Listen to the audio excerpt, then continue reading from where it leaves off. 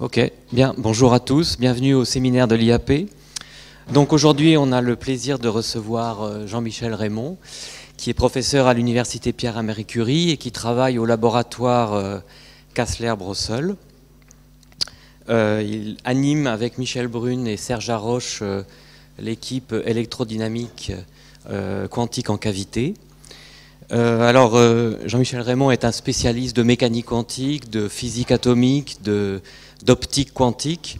Il a beaucoup travaillé sur les atomes de Rydberg, qui sont des gros atomes avec certains électrons qui ont un nombre principal très élevé, et leur interaction dans les cavités. Et avec ces outils, on peut en fait simuler et mieux comprendre les principes fondamentaux de la mécanique quantique, comme le problème de la mesure, la décohérence, ou même maintenant la logique quantique et l'information quantique. Et Jean-Michel a reçu pour ses travaux un nombre de prix très important dont je ne vais pas vous faire la liste parce que ça serait trop long, mais récemment il a reçu le prix Edison Volta par la Société européenne de physique. Et donc aujourd'hui on a le plaisir de l'avoir et il va nous raconter toutes ses recherches sur ces domaines fascinants. Donc je vous laisse la parole maintenant. Merci beaucoup pour l'invitation. C'est en fait ma première visite à l'IAP, donc je suis ravi de vous rendre visite. Il faudrait peut-être qu'on résolve le problème de la langue. Est-ce que l'un d'entre vous est gêné par le fait que je parle en français?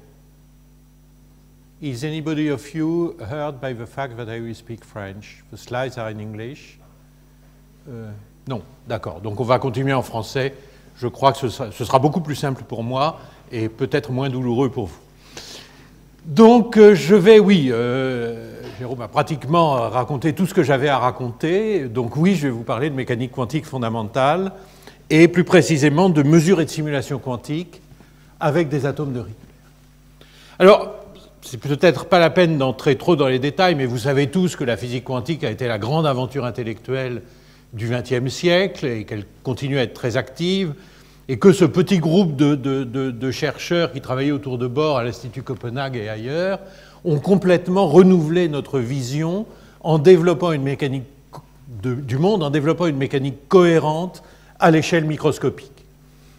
Cette mécanique, elle marche parfaitement bien, on va y revenir, mais elle a quand même un caractère très contre-intuitif, lié dans une large mesure à la superposition d'états. Ça veut dire quoi, être dans un état et dans un autre à la fois?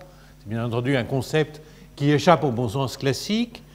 Et via la nature aléatoire de la mesure, elle pose même des questions très philosophiques sur ce qu'on peut demander à une théorie physique. En physique aristotélicienne, on connaît les causes, on connaît les effets. En physique quantique, on connaît les causes, on connaît la probabilité des effets. Ça change quand même pas mal de choses. Et d'autre part, cette physique quantique manipule des objets mathématiques qui ne sont pas en connexion évidente avec l'expérience quotidienne et avec les expériences qu'on fait en laboratoire. Elle a donc besoin d'une couche d'interprétation, interprétation qui a été établie à Copenhague, avec un tas de concepts d'expériences de pensée, des interféromètres à fente mobile, des chats à la fois morts et vivants, ou des photons qu'on pèse dans une boîte, qui sont évidemment célèbres et que vous avez tous rencontrés dans vos études de physique quantique. Alors la mécanique quantique, ça marche remarquablement bien, comme vous le savez tous. Ça explique tout des échelles les plus petites, les particules fondamentales, jusqu'aux échelles les plus grandes. J'admirais au deuxième étage le superbe plafond avec le cosmic background, et autant que je sache, les petites fluctuations, c'est les fluctuations quantiques de l'univers primordial. Donc ça marche remarquablement bien d'un point de vue physique fondamental. Bon, oui, il y a la gravité qui résiste encore un peu et toujours à l'envahissement par la physique quantique, mais il y a bien quelqu'un, peut-être dans cette salle, qui finira par y arriver. Il est important aussi de dire que la physique quantique a donné un nombre d'applications extraordinaires. Si j'ai un ordinateur qui fonctionne, ouais, plus ou moins, c'est en général à ce moment-là que la présentation s'arrête, si j'ai un ordinateur qui fonctionne plus ou moins, c'est grâce à la compréhension de la conduction dans les solides. Si on a des lasers pour faire de la télémétrie, ou plus sérieusement des lasers qui font, plus généralement les lasers qui font l'Internet, c'est de la physique quantique. Si on a l'IRM qui nous a permis, c'est un argument auquel je commence à devenir très sensible, de gagner 10 ou 15 ans d'espérance de vie, c'est une application de la physique quantique. Donc ça, je crois que c'est une leçon, je sais que je prêche un public convaincu, mais dont j'aimerais persuader nos décideurs, de la physique blue sky research, comme on dit en anglais, de la physique uniquement incitée par la curiosité des gens, peut un siècle après changer complètement les bases de la société et de l'économie. Je pense qu'il faudrait qu'on s'en souvienne, la recherche peut prendre plus de 5 ans à se développer. Et dans le même temps, la physique quantique, elle nous a donné des nouveaux outils expérimentaux. Justement, elle nous a donné des lasers, elle nous a donné des ordinateurs, elle nous a donné des supraconducteurs. Nouveaux outils avec lesquels on peut explorer la physique quantique. Et on peut, dans une certaine mesure maintenant, et c'est autour de ça que je vais parler, on peut, dans une certaine mesure maintenant, réaliser les expériences de pensée même des pères fondateurs de la physique quantique. Et regarder si les résultats qu'elles donnent sont exactement ceux qu'ils avaient prédits, et oui, ça marche. L'aspect négatif dans tout ça, c'est que ça marche exactement comme on s'y attend. Alors pourquoi est-ce qu'on peut utiliser des petits systèmes quantiques dans un environnement tout à fait bien contrôlé pour explorer la physique quantique? D'abord pour regarder fonctionner la physique quantique. Je pense que vous savez tous qu'elle est suffisamment intrigante pour que ça vaille la peine de mettre des systèmes dans des superpositions d'états, les mesurer, regarder ce qui en sort. On peut aussi, ça va être les 3 points que je vais appliquer, donc on peut regarder de la mesure, on peut utiliser la physique quantique pour améliorer la précision de systèmes de mesure, réaliser des mesures quantiques, on peut appliquer la physique quantique à la transmission et au traitement de l'information. Je ne dresserai pas trop ce point, mais c'est toute l'idée de l'ordinateur quantique. Et on peut finalement utiliser la physique quantique, des systèmes quantiques bien contrôlés, pour simuler des systèmes physiques quantiques qu'on ne comprend pas bien. C'est l'idée de la simulation quantique. Et donc ce dont je voudrais vous parler, c'est de mesures quantiques, de métrologie quantique et de simulation quantique. Alors, ça se fait tout ça avec... il y a beaucoup d'équipes qui sont impliquées dans ce genre d'expérience, avec une grande variété de systèmes, des photons jumeaux, des atomes froids qu'on range dans une boîte à eux, des points quantiques comme ceux de ma collègue Pascal Sénélard, des circuits mésoscopiques, des ions piégés et des atomes des cavités, et il y en a beaucoup d'autres encore. La physique quantique, on est à l'aube, disent certains, de la seconde révolution quantique, ou en train de vivre la seconde révolution quantique, c'est peut-être exagéré, mais en tout cas la physique quantique fondamentale a pris un regain d'intérêt considérable. Et moi je voudrais vous montrer comment on peut l'explorer avec des atomes de Rydberg. Alors les atomes de Rydberg, vous devez les connaître parce qu'ils ont d'abord été observés en radioastronomie centimétrique, dans les spectres de radioastronomie il y a une cinquantaine d'années. C'est des vieilles choses. Les atomes de Rydberg, c'est simplement un atome dont un électron, l'électron de valence pour un alcalin, est promu dans un état de très grand nombre quantique principal. Et ces atomes, ils ont un tas de propriétés intéressantes. Ils sont très gros, A0N2, à la taille du rayon de bord, ils ont une taille de l'ordre du micron. Donc ayant une taille de l'ordre du micron, ils ont des très très grands éléments de matrice dipolaire, et donc ils sont très fortement couplés au champ micro-ondes ou au champ électrique. Et aussi, comme ils ont des très grands dipôles, ils sont très fortement couplés entre eux par des interactions du type Van der Waals. Ils ont des grandes durées de vie qui varient entre 100 microsecondes pour un nombre quantique principal de l'ordre de 50, entre 100 microsecondes pour des états de bas moment angulaire, jusqu'à 30 millisecondes pour les états circulaires que je vais définir dans un moment. Et donc je voudrais illustrer dans les 3 parties de cet exposé 3 de leurs propriétés, fortement couplées au champ micro-ondes. C'est toute l'idée de l'électrodynamique quantique en cavité, et je voudrais discuter un tout petit peu des vieilles manips de mesures sans démolition quantique. Ils sont très sensibles au champ électrique, et je voudrais vous montrer comment on peut les utiliser pour réaliser des électromètres et des magnétomètres en manipulant les états quantiques de ces atomes de Rydberg, et leur forte interaction fait qu'on peut en construire avec eux un simulateur quantique. Donc, première partie, je voudrais vous parler un peu d'électrodynamique en cavité avec des atomes de Rydberg. C'est des choses un peu anciennes, mais elles ont attiré un peu d'attention, en particulier avec le Nobel de Haroche, donc ça vaut peut-être la peine de rappeler un peu là-dessus. Donc, quelle est l'idée de l'électrodynamique en cavité? C'est de réaliser le système quantique non trivial le plus simple. Et le système quantique non trivial le plus simple, c'est un spin et demi couplé à un oscillateur harmonique. Bon, 2 spins et demi, 4 niveaux, on s'en sort. Deux oscillateurs harmoniques, c'est trivial, parce qu'en le décomposant en mode propre, c'est toujours deux oscillateurs indépendants. Et donc le système non trivial le plus simple auquel on puisse penser, c'est un système à deux niveaux couplé à un oscillateur harmonique. Et ça, on le réalise en mettant un atome unique, qu'on peut dans certaines conditions considérer comme un système à deux niveaux, et en le faisant interagir avec un seul mode du champ électromagnétique. Un mode du champ électromagnétique, c'est par principe un oscillateur harmonique. Et pour isoler ce champ de toutes les avanies extérieures, on va le mettre dans une boîte, l'équivalent moderne de la boîte à photons d'Einstein, une boîte couverte de miroirs. On va le mettre dans une cavité, qui est une boîte avec deux miroirs se faisant face. Donc voilà l'idée de l'électrodynamique quantique, c'est en gros le système d'interaction matière-rayonnement le plus simple.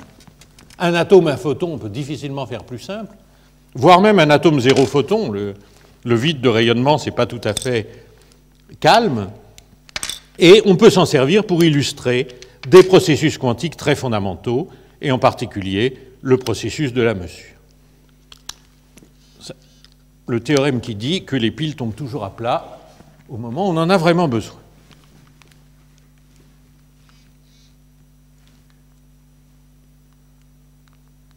Voilà. Donc avec quoi on va explorer ça? On va explorer ça avec des atomes de Rydberg circulaires. Alors qu'est-ce que c'est que l'atome de Rydberg circulaire? Donc je prends un alcalin, du rubidium. Bon, c'est sympa le rubidium, ça s'excite bien avec des diodes laser.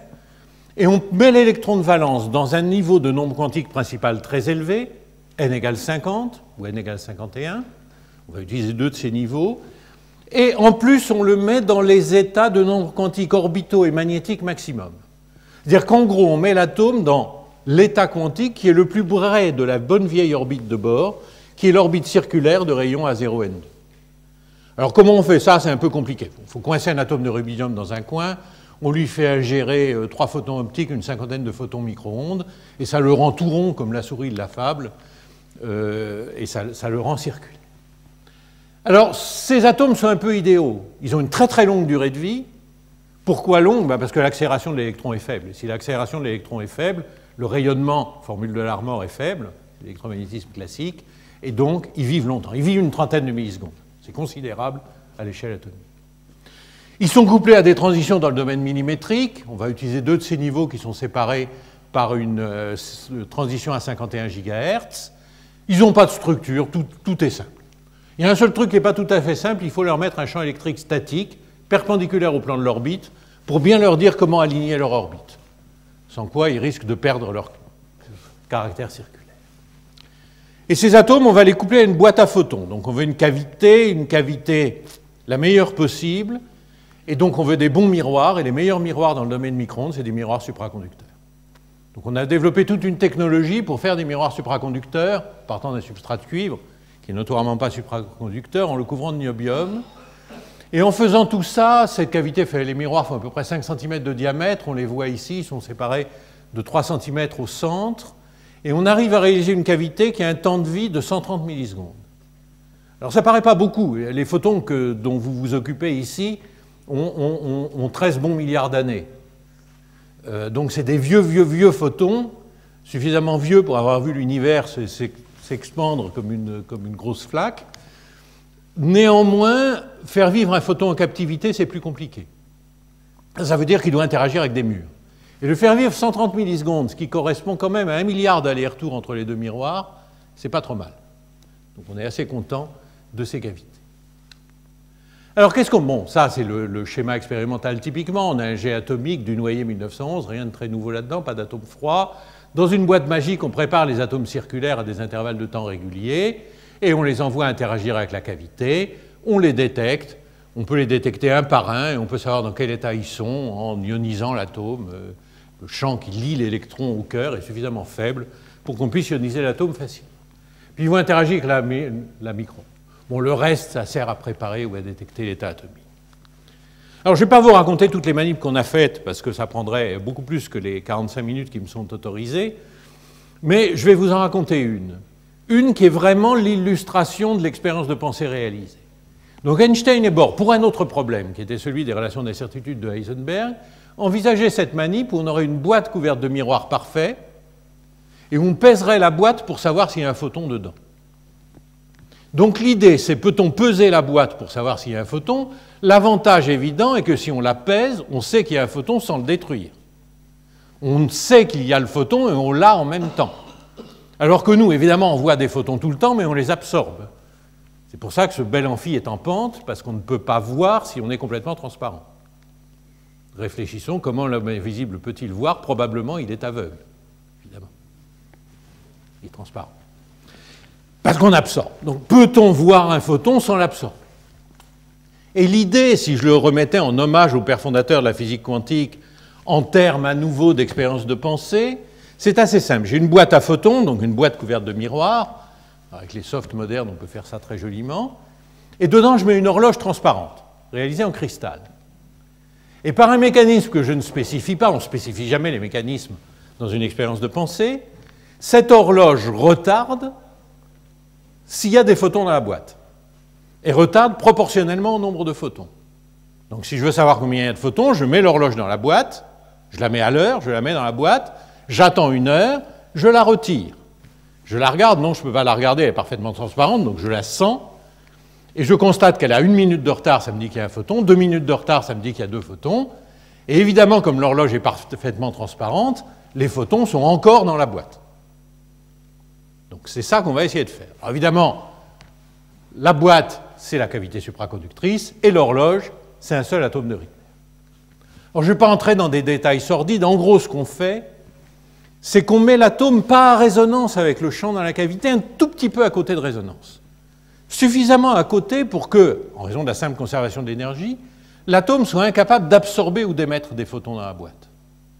Mais suffisamment près de résonance pour que la fréquence propre de l'atome, d'une transition atomique, soit légèrement déplacée, c'est ce qu'on appelle les déplacements lumineux, par les photons dans la boîte. Donc l'atome a une fréquence intrinsèque, c'est l'horloge, et cette fréquence intrinsèque dépend linéairement du nombre de photons dans la boîte. C'est exactement l'expérience de pensée que je vous racontais à l'instant.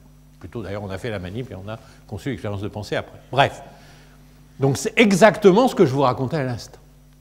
Et donc, ce qu'on va observer, c'est, pour les spécialistes ou ceux qui aimeraient ça, c'est un déphasage d'une superposition atomique qu'on révèle par une méthode d'interférométrie de Ramsey. Mais ce n'est pas la peine d'entrer dans les détails. Disons qu'on peut régler mon affaire de telle manière que l'état dans lequel je détecte l'atome à la sortie de la manip soit un état G s'il n'y a pas de photon, et un état E s'il y a un photon, un état bleu s'il n'y a pas de photon, un atome rouge s'il y a un photon. Et donc on fait la manip à l'automne 2006, et voilà ce qu'on observe sur les scopes en temps réel. Malheureusement, je n'étais pas là ce soir-là. C'est un des grands regrets de mon existence. Il faut toujours être là quand les manips marchent. Ce n'est pas la peine d'être là quand elles ne marchent pas. Voilà ce qu'on observe, sur une période de 2 secondes et demie, dans cette cavité. Beaucoup d'atomes détectés dans l'état bleu, qui donc disent tous pas de photons. Quelques-uns détectés dans l'état rouge, parce que même cette manip-là n'est pas parfaite, il y a un tout petit peu de débat. On fait un petit vote à la majorité, et étant des universitaires français, on vote sur un nombre pair d'atomes, juste pour être sûr que le vote est ambigu, et on dit qu'il n'y a pas de photons dans la cavité. Puis soudain, ici, on voit une différence. On voit une différence, on voit tout d'un coup qu'on passe à une majorité d'états rouges. Et ça dit qu'il y a un photon qui est apparu dans la cavité. Comment il est apparu? Il est apparu dans un saut quantique. Pourquoi il apparaît? Parce que la cavité n'est pas à température strictement nulle. On est à 0,8 degrés absolu, à 0,8 degrés absolu à 50 GHz, il y a 5% de chance d'avoir un photon à tout instant. Donc de temps en temps, il y a des photons qui se créent de ces petites fluctuations thermiques résiduelles. Il est créé et il vit dans la cavité. Il vit une demi-seconde. 4 durées de vie, oui, bon, d'accord, c'est celui qui a vécu le plus longtemps de toutes les statistiques qu'on a.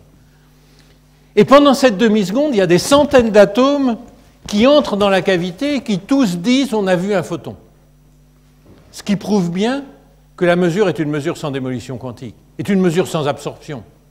Si on fait une mesure ordinaire, le premier atome qui sort dit « j'ai vu un photon », puis le suivant dit bah, « moi, j'ai rien vu ». Parce que toi, tu l'as vu, mais tu l'as pris. Ben non, là, ils sont des centaines à le voir, ce même photon. Puis jusqu'au moment où, perte de la cavité, il finit par s'amortir. Donc ça, c'est la naissance, la vie et la mort d'un photon. C'est quand même joli de voir ça en temps réel. Et c'est un temps perceptible, on est sur des échelles de temps de la demi-seconde. On a même en une demi-seconde le temps de l'appeler Mathusalem. Bon, il faut prononcer ça un peu vite, mais on a le temps de donner des noms aux photons. Man gave name to all the photons. Pour ceux qui se souviennent du reggae. Donc on voit des sauts quantiques. Alors, on peut jouer un autre jeu qui est amusant aussi. On peut préparer un photon au temps initial, ça on sait faire avec des atomes résonants, et regarder comment il décroît. Ben voilà une réalisation de l'expérience. On a un photon, il reste là, bon, un temps qui pour le coup est de l'ordre d'un centaine de millisecondes, et pouf, il décroît. Donc qu'est-ce qu'on a? On a une cavité dans laquelle il y a de l'énergie. Une cavité, c'est un circuit RLC, hein, c'est pas autre chose. Il y a de l'énergie dans ce circuit. Cette énergie reste constante et tout d'un coup, pouf, décroît. Ça ne ressemble pas du tout à ce à quoi on s'attend du point de vue classique. On s'attend à un amortissement exponentiel. On peut faire le calcul quantique, c'est pas très dur, c'est évident à température nulle. Et qu'est-ce qu'on trouve? Ben, on trouve exactement le résultat classique. Si on met un photon à l'instant initial, la probabilité qu'il reste dans la cavité décroît exponentiellement avec la constante de temps classique. Oui? Oui, bien sûr.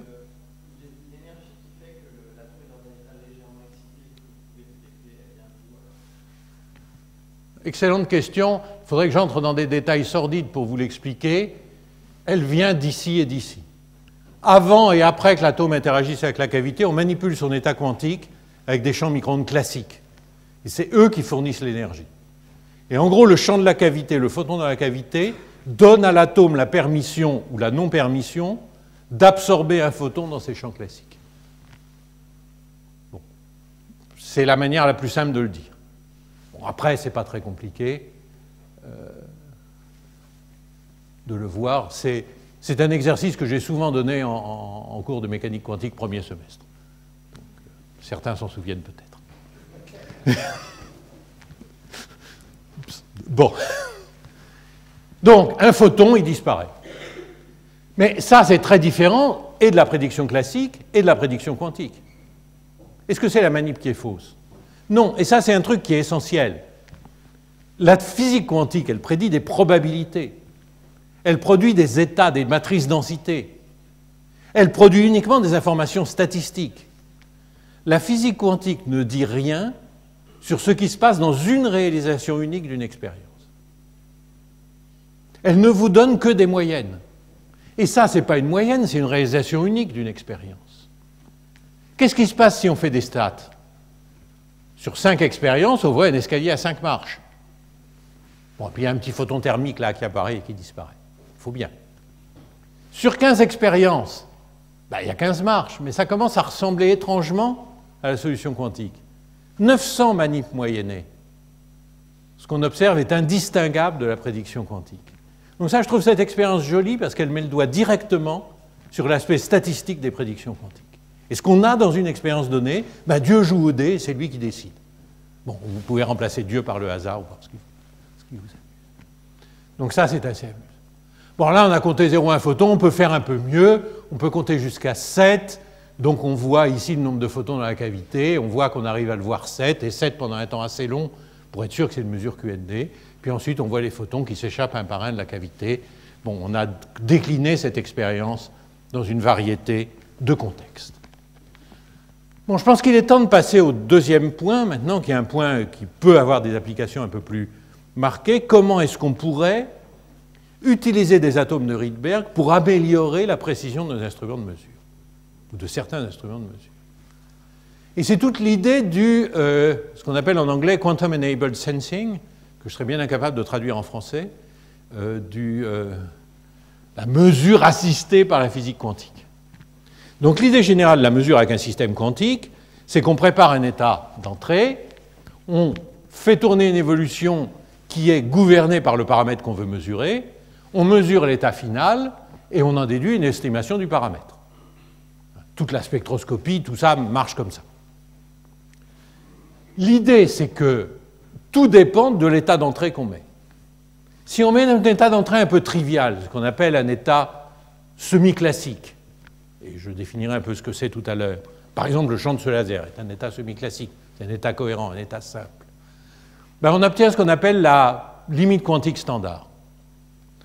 Mais on peut faire mieux que ça, Et en préparant des états non classiques, on peut gagner un gros facteur qu'on appelle la limite de Heisenberg. Alors illustrons ça par exemple sur des mesures faites avec un spin. Alors un spin admis, vous savez ce que c'est. Bon, un spin J, c'est juste pareil et ça vit sur une sphère de blocs généralisée, et la direction dans laquelle ça pointe vous dit l'état du spin. Mais à cause des principes d'incertitude de Heisenberg, la pointe du spin est un peu floue. Elle a des fluctuations d'ordre, par rapport au rayon de la sphère, de l'ordre de 1 sur racine de J. Donc si on veut faire une manip qui se ramène par exemple à déterminer la direction du spin, on est limité avec ces états simples où les fluctuations de Heisenberg sont les mêmes dans les deux directions d'évolution du spin, on est limité à une précision qui est due à ces disques d'incertitude qui est d'ordre 1 sur racine de J, où J est la taille du spin. Mais imaginez par exemple qu'on prépare un état squeezé. Je viens d'apprendre que le cosmic background était violemment squeezé. Donc on prend du cosmic background et on fait une mesure avec.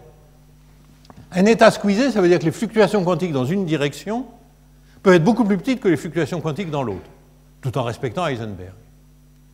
Eh bien, on peut avoir une précision qui est meilleure. Et on peut montrer que cette précision passe de 1 sur racine de J à 1 sur J. C'est le cas aussi si on faisait des mesures avec un chat de Schrödinger, c'est-à-dire un spin qui pointe à la fois dans deux directions sur la sphère. Dans ce cas-là, dans son état quantique, il y a des jolies franges d'interférence, bref, qui donnent aussi une super résolution. Alors, est-ce qu'on peut utiliser ça avec les atomes de Rydberg? Ben oui, parce que les atomes de Rydberg, comme je vous l'ai dit, ils sont extrêmement sensibles à tout. Et en plus, à une variété de choses. Alors ça, c'est les 2500 niveaux de la multiplicité n égale 50 du rubidium. Vous pouvez compter, ils y sont tous. C'est 2500 niveaux de la multiplicité n égale 50 du rubidium dans un champ de 2 volts par centimètre. Donc c'est de l'effet Stark, je ne vais pas insister sur les détails. En gros, c'est un effet qui ne dépend que de m. M reste un bon nombre quantique. Et vous voyez qu'il y a tout un tas de niveaux. Les niveaux du bas ici, c'est des niveaux qui ont un dipôle électrique, puisqu'ils ont une énergie qui est linéaire dans le champ. Et un dipôle électrique positif. Ouais, c'est moins DE, hein, donc positif, ça va vers le bas. Ça, c'est des états qui ont un très grand dipôle électrique négatif. La pointe, c'est l'état circulaire. Mais l'état circulaire, il faut bien comprendre qu'il y en a deux. Il y a celui qui a un M positif, qui tourne dans le sens direct, et celui qui a un M négatif, qui tourne dans le sens opposé. Donc il y a deux états circulaires qui ont exactement la même sensibilité au champ électrique, pratiquement nulle, mais qui ont des dipôles opposés. Et donc, est-ce qu'on ne pourrait pas faire des manipulations quantiques là-dedans pour mesurer des champs électriques, continus ou AC? Est-ce qu'on ne pourrait pas utiliser des superpositions d'états circulaires pour faire des magnétomètres? Et ça, c'est une ligne de recherche qui a été initiée par Sébastien Glaise chez nous et poursuivie par lui, et ça marche. Alors bon, 2500 niveaux, c'est horriblement compliqué, c'est trop. Donc on va isoler dans ces 2500 niveaux une série de niveaux, et comment on fait ça? On part du circulaire, je ne vous dirai pas comment on le prépare, mais en gros c'est l'inverse de ce que je vous raconte là, et on met dessus une radiofréquence polarisée sigma+, qui est résonante sur la fréquence Stark, qui est au premier ordre la même pour toutes ces transitions, dans tous ces niveaux ici de la partie inférieure de ce triangle, qui est le demi-losange de tout à l'heure. Et la fréquence Stark, le bon ordre de grandeur, c'est 100 MHz pour 1 volt par centimètre. C'est des radiofréquences, c'est très facile à manipuler électriquement. Et si la polarisation de cette radiofréquence est exactement sigma+, on ne peut pas effectuer les transitions montantes qui sont sigma-. Donc l'évolution est confinée à une échelle de 51 niveaux ici, qui est exactement équivalente à un spin 25. Donc on sait isoler dans l'espace des états de l'atome de Rydberg un spin J égale 25. Et est-ce qu'on peut faire des mesures avec un spin J égale 25? La réponse est oui. Bon, le dispositif expérimental, il est trivial, ce n'est pas la peine d'insister. La réponse est oui. Mesurer le champ électrique, c'est mesurer la fréquence Stark, puisqu'elle est proportionnelle au champ électrique. Comment mesurer la fréquence Stark? Si mon spin est dans un pôle, il ne se passe rien. S'il est à l'autre pôle, il ne se passe rien. S'il est au milieu, il tourne. C'est la précision de l'armor, du spin admis. C'est la RMN, ce que je suis en train de vous raconter, avec un grand spin. Ce n'est pas autre chose que de la RMN. Et il tourne à une fréquence qui est proportionnelle à la fréquence Stark. Donc comment je peux mesurer le champ électrique? Classiquement, simplement, je fais une rotation du spin qui l'amène sur l'équateur de la sphère, je le laisse incuber dans le champ électrique pendant un certain temps, il se déphase, et je ramène mon spin au sommet de la sphère. Et je mesure la phase entre les deux impulsions micro-ondes, celle qui descend et celle qui le ramène exactement au sommet de la sphère. Et cette phase est directement la rotation de phase ici. Et ça, on peut le faire. On le fait ici pour deux champs électriques qui diffèrent de 0,5 millivolts par centimètre. C'est objectivement des tout petits champs. Et on voit que on a une grosse gaussienne qui se décale un petit peu, grosse gaussienne qui reflète les incertitudes quantiques dont je vous parlais à l'instant sur le spin. Donc ça mesure la limite quantique standard, c'est ce qu'on fait dans les électromètres standards. Maintenant, est-ce qu'on ne pourrait pas faire mieux? Si on réfléchit à l'évolution du spin sur la sphère, donc il descend, il se décale, il remonte. Il y a deux phases dans cette affaire. Il y a la phase triviale de combien il se décale sur l'équateur, qu'on mesure de manière standard, et il y a la phase non triviale, qui s'appelle une phase de Berry, une phase topologique, qui est la phase accumulée par la fonction d'onde du système dans ce trajet fermé, et qui est proportionnelle à l'air enclose sur la sphère. Et de manière évidente, le rayon de la sphère étant de l'ordre de J, cette phase est J fois plus grande que la phase acquise lors de l'évolution libre dans le champ électrique. Donc ça doit être beaucoup plus sensible. Évidemment, vous ne pouvez pas la mesurer, parce que c'est une phase globale sur la fonction d'onde du système. Et ça ne se mesure pas. Mais vous pouvez être plus rusé. Parce que des spins, vous en avez un dans le niveau 50, mais vous avez un autre dans le niveau 51, et vous en avez un autre dans le niveau 52, etc. Il y a autant de multiplicités que vous voulez. Et toutes ces multiplicités parlent à des fréquences différentes. Donc l'idée de cette manip est relativement simple. Je pars de mon spin pôle nord sur la sphère de Bloch dans le niveau 50. Je mets une impulsion micro-ondes qui prépare un spin pôle nord dans le 50 et un spin pôle nord dans le 51. Celui-là voit le champ radiofréquence qui va le faire tourner sur sa sphère de Bloch. Celui-là, non résonnant, ne le voit pas. Celui-là tombe sur l'équateur ou ailleurs, il tourne, il remonte. Mais il remonte en ayant accumulé une phase. Celui-là n'a pas bougé. Et je les recombine. La probabilité de tomber sur un niveau ou l'autre va dépendre de la phase totale accumulée. C'est une sorte de double interrogation de Ramsey. Bon, on ne va peut-être pas entrer dans des détails trop sordides là-dessus, mais en gros, au lieu de la courbe molle qu'on avait là de la gaussienne, qui reflétait les incertitudes quantiques standards sur les spins, voilà ce qu'on obtient à l'intérieur de l'enveloppe gaussienne, un phénomène d'interférence extrêmement rapide, où évidemment la différence entre les deux champs électriques est beaucoup, beaucoup plus visible. Donc on gagne un gros facteur sur la sensibilité au champ électrique en faisant cette mesure-là. Donc en préparant un état quantique initial non trivial, qui à un moment donné est une superposition d'un état circulaire et d'un état de grand moment dipolaire. Donc on met l'atome dans une fonction d'onde très très bizarre où il est à la fois circulaire et dipolaire. Et les orbitales ne se ressemblent pas du tout.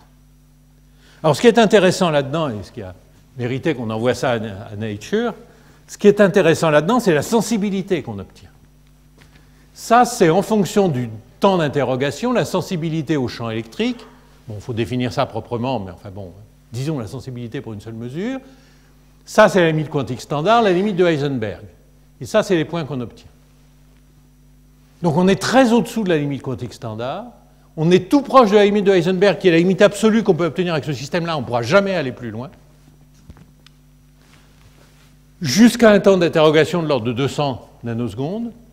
Et au-delà, on est victime de France Inter.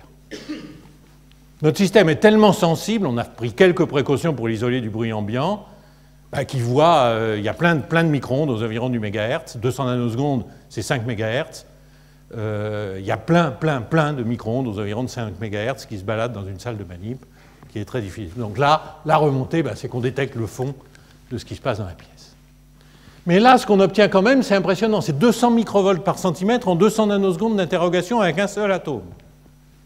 Donc avec un seul atome en 200 nanosecondes, on peut décider s'il y a un électron à 200 microns de cet atome ou pas. parce que 200 microvolts par centimètre, c'est un électron à 200 microns. Donc c'est un électromètre plutôt sensible. Alors on peut, bon, je ne vais peut-être pas entrer dans tous les détails dans lesquels j'avais prévu d'entrer, parce que je vois que le temps passe et ce n'est pas passionnant, mais on peut convertir cet électromètre, qui mesure donc le champ électrique à un instant donné, pendant une fenêtre temporelle de 200 nanosecondes, en un électromètre à corrélation. Donc l'idée est amusante, on fait la manip, mais on va un coup dans un état de dipôle positif, on revient, et à un autre moment on va dans un état de dipôle négatif, et on revient. Et on recombine le tout. Donc on accumule une phase proportionnelle au champ à l'instant t, moins une phase proportionnelle au champ à l'instant t'. Et quand on a le cosinus de quelque chose qui est f de t' moins f de t, on sort de là, en valeur moyenne, la fonction de corrélation f de t', f de t. Et on est capable comme ça de mesurer par exemple, donc on applique un bruit qui est ou un bruit blanc ou un bruit avec un temps de corrélation fini, et on mesure en fonction du délai entre ces deux interrogations directement la fonction de corrélation du champ. Et évidemment, contrairement à ce que pense un référé, vous savez que la transformée de Fourier de la fonction de corrélation, c'est le spectre. On mesure directement le spectre du bruit qui sort de là. Il n'est pas convaincu que c'est le spectre. On va essayer de le convaincre. Ce sera un peu difficile. Donc on arrive à mesurer comme ça des... Donc ça, c'est quelque chose qu'on peut penser à appliquer, par exemple, dans le domaine de la physique mésoscopique. On rêve avec Takis Kontos d'une manip où il y a un nanotube de carbone. Ici, une zone qui définit ce qu'on appelle un point quantique, où on peut stocker ou ne pas stocker un électron. Et un petit nuage d'atomes de Rydberg qui a quelques dizaines de microns peut tout à fait détecter la présence de cet électron dans un temps qui se compare avec le temps de résidence de l'électron dans un puits naturel. Ça a le mérite de ne pas être invasif, parce que bon, c'est indépendant du chip. C'est compatible, parce que de toute façon, il faut faire toutes ces manips à froid sous vide, donc les atomes n'ajoutent pas grand-chose. Ça pourrait avoir des applications en physique mésoscopique. Mais, comme disait Feynman, physics is like sex, it might have practical consequences, but it's not the main reason to do it. Désolé de cette remarque qui n'est pas politiquement correcte. Est-ce qu'on peut faire quelque chose d'autre? Ben oui, nos deux états circulaires.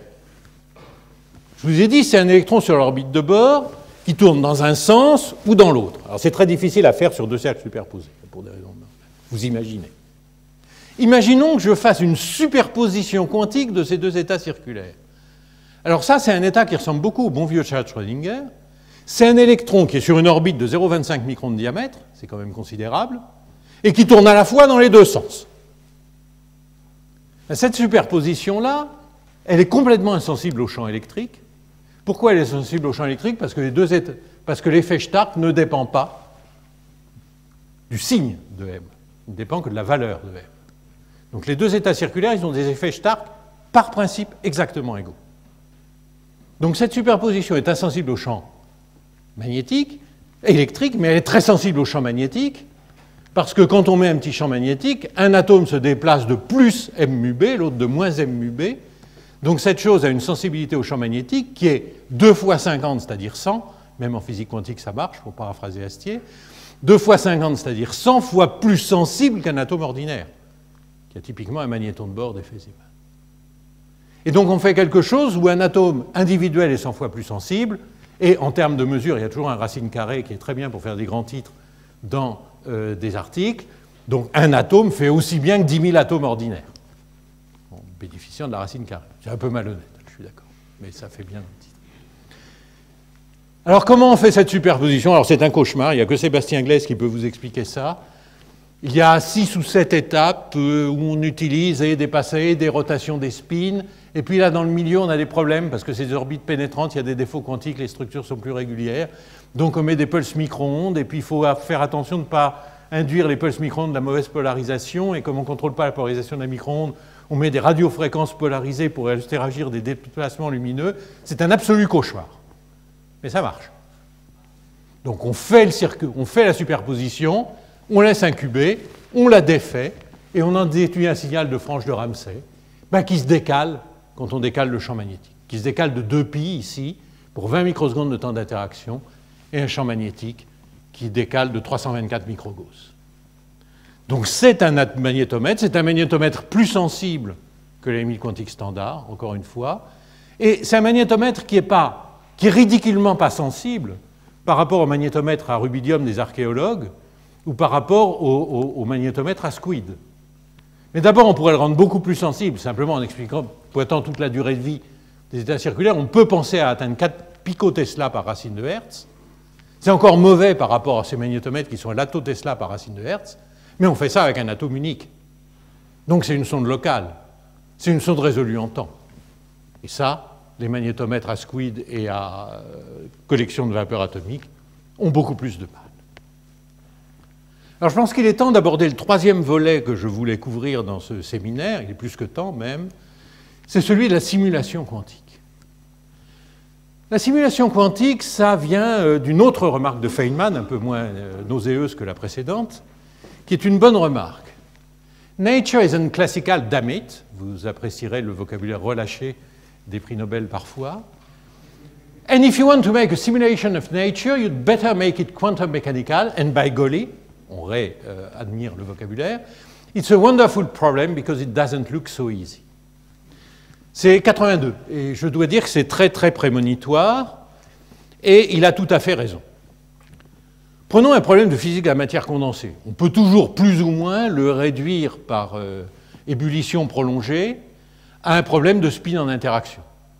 Bon, s'il y a des physiciens statisticiens parmi vous, ils voudront bien pardonner cette approximation très, très hasardeuse. Et le problème, c'est que, bon, on a des méthodes approchées, on a des méthodes numériques approchées, mais si on veut vraiment regarder la dynamique exacte de système, si on a vraiment un problème qui demande de regarder la dynamique exacte, tout ce qu'on peut faire, c'est une simulation numérique. Et n spin and me, c'est un espace de Hilbert de dimension 2 puissance n. Donc avec les plus gros ordinateurs actuels, on arrive à 42. Oui, 42, c'est un bon chiffre. Disons aux environs de la quarantaine pour des temps significatifs, mais au prix de mois de calcul sur un superordinateur.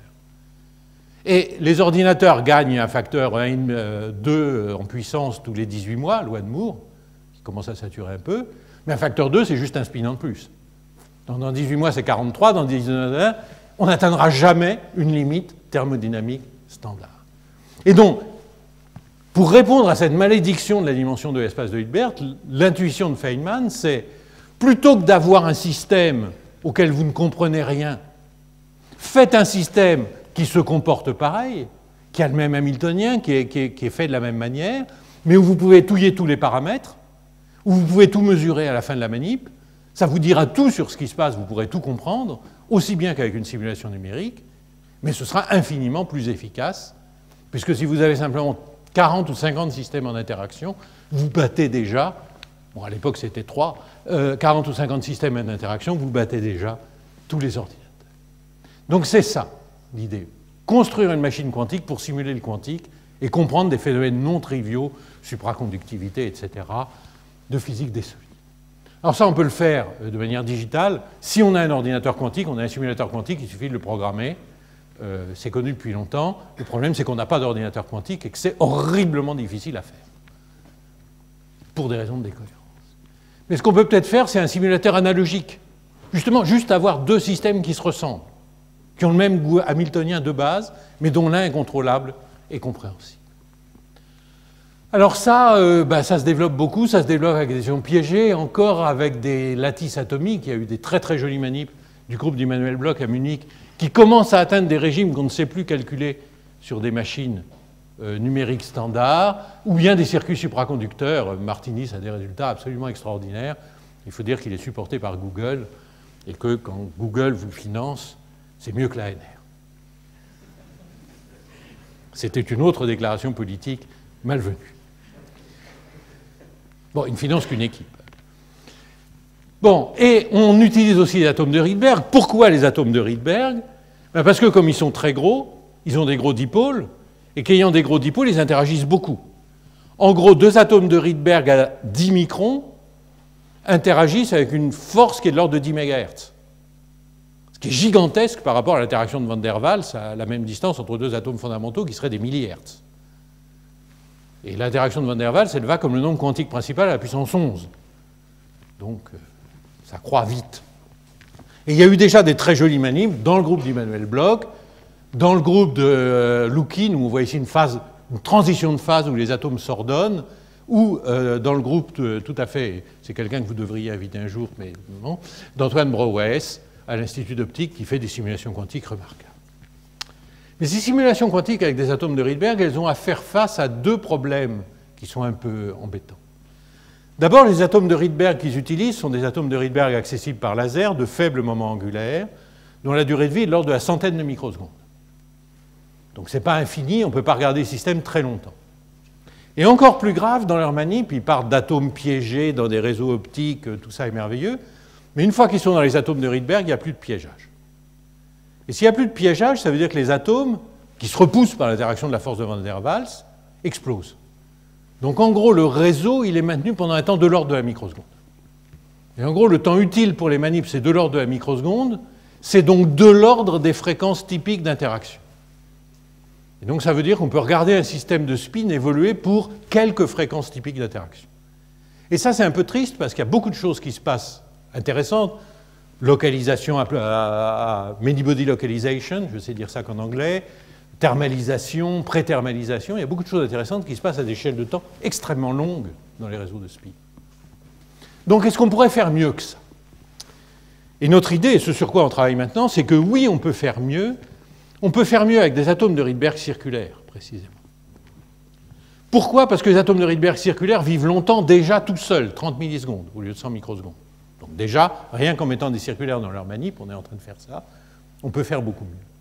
Mais surtout, parce que les atomes de Rydberg circulaires, en raison de règles de sélection, ne peuvent se débobiner à température nulle que par un canal de désexcitation, qui est la transition sigma plus vers le circulaire immédiatement inférieur. C'est leur seul canal de désexcitation, il est dans le domaine des micro-ondes. Et ça, on peut le bloquer. Ça a été réalisé par Kleppner dès les années 80. Si on met juste l'atome entre deux plaques métalliques qui sont séparées de moins de la demi-longueur d'onde du photon émis, ben le photon n'a pas le droit de se propager. Il n'y a pas de mode du rayonnement électromagnétique où l'atome peut émettre.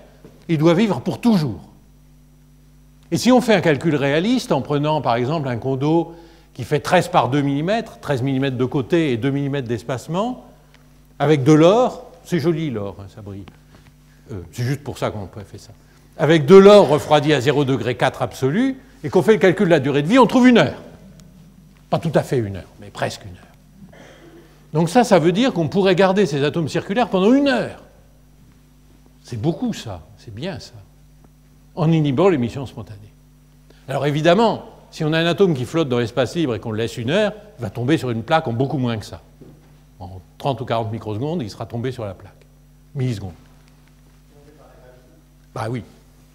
Oui, alors on pourrait le faire en microgravité, mais mon âge m'interdit de participer à la station spatiale orbitale. Donc comme j'aimerais bien voir ça avant de mourir, on va essayer autrement. Les atomes circulaires, on peut les piéger par laser.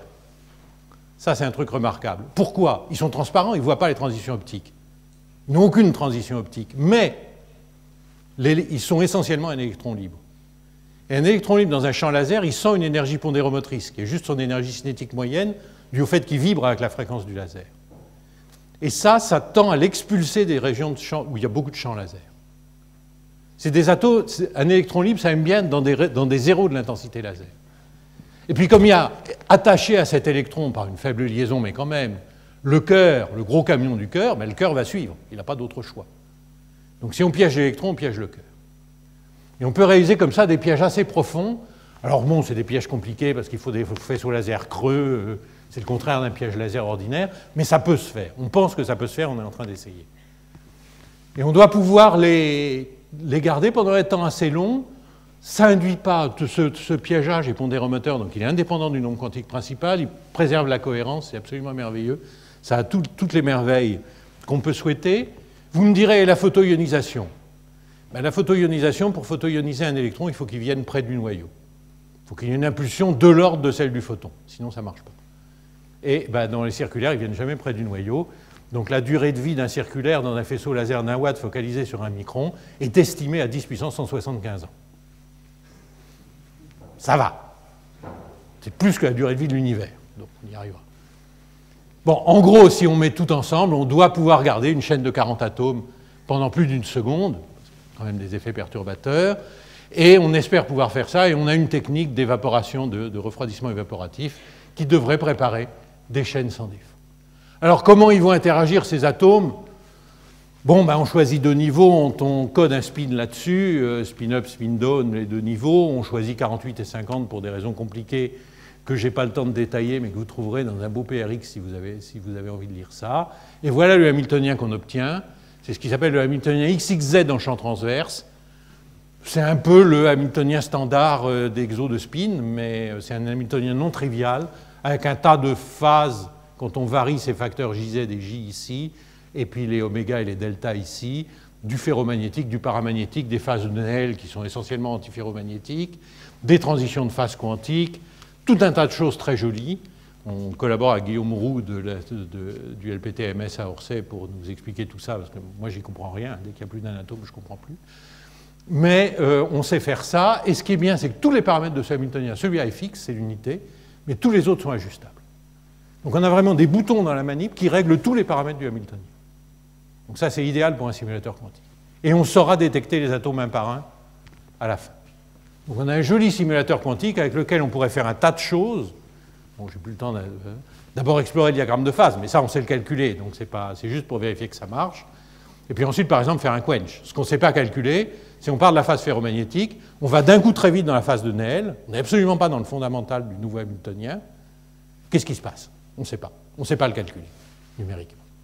Les méthodes DMRG, TDMRG ne marchent pas, donc on peut faire ça. Donc on est en train d'essayer de construire ça. Michel Brune a obtenu un ERC.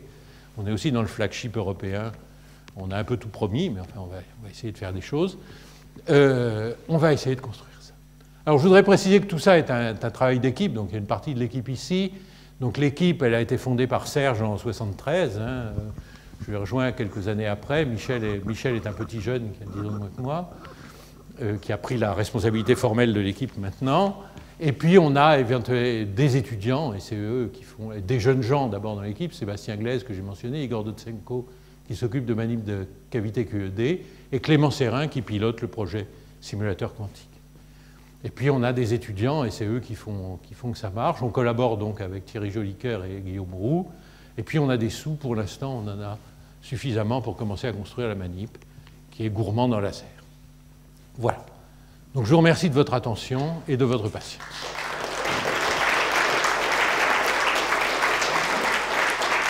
Je voudrais juste mentionner peut-être en marge que je suis aussi lead editor. Alors on ne sait pas très bien ce que ça représente, mais enfin, certains diraient éditeur en chef de la revue Physical Review X de l'APS. Donc si vous avez des questions sur le système de publication de l'American Physical Society, je serais ravi d'y répondre aussi. Merci beaucoup. Y a-t-il des questions ou des commentaires?